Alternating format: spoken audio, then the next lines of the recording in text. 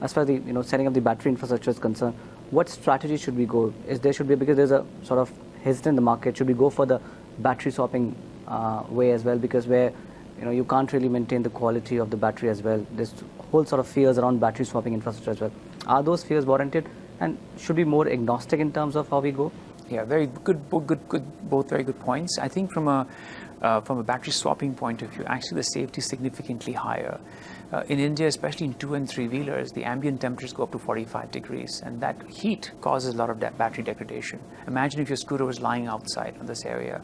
Our stations are air-conditioned, so they cool the batteries down, and they're connected always online on the internet, so you can actually monitor the batteries in real time. This is very essential in shared markets, so you're preventing abuse, which could be very high, and ensuring that the battery is always in its perfect condition to be used on this front. Your point on I think there's going to be all these technologies coexisting.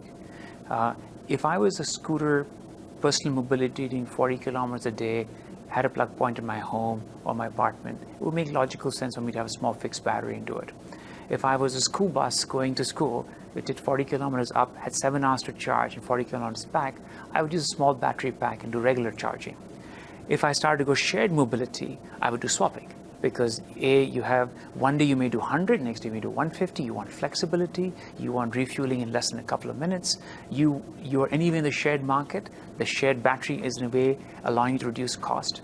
So there are going to be solutions that coexist on this area. It's not one thing that's going to solve all industry issues on this. All right, and lastly on the policy that the government is working on setting up battery infrastructure, manufacturing base in the country, what does the industry want at this point of time? What should be the part of that policy? I think the policy right now, from the little bit I've seen in the newspapers and read about it, is a lot towards very large gigawatt level plants, and I think that's very essential. But I also think here's an area where not just the largest companies in the country, but the medium scale industries and the small industry could also get into pieces of the battery. There could be component manufacturing for battery, there could be battery cell manufacturing, there could be pack manufacturing, and some need higher investments, some need lower. So I think the government should not just think of the larger picture to say, let's get the first 10 gigawatt hour factories out there, but what do we do with the other part of the industry? How do we create them, also incentivize them to get it? EV and battery technology also is in a high level of innovation. You're going to have new tech coming in every year.